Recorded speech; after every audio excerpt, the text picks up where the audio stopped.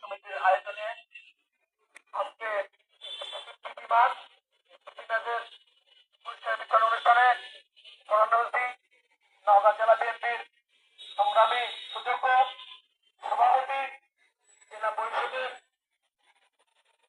প্রশাসক অবক্ষ সিদ্দিক নান্নু ভাইকে তার মূল্যবান বক্তব্য আমাদের মাঝে দিবে ইনশাল্লাহ।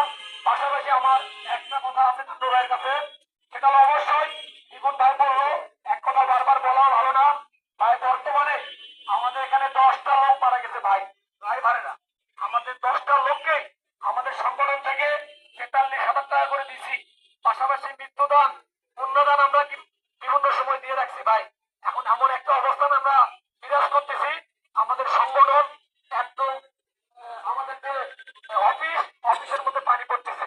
আজকে যদি আমরা এই মৃত্যুদানটা যদি না দিতাম তাহলে আমরা খুব লাক্সারিয়াস ভাবে একটা সুন্দর একটা অফিস করতে পারতাম। তাই না? সত্য তো মিথ্যা?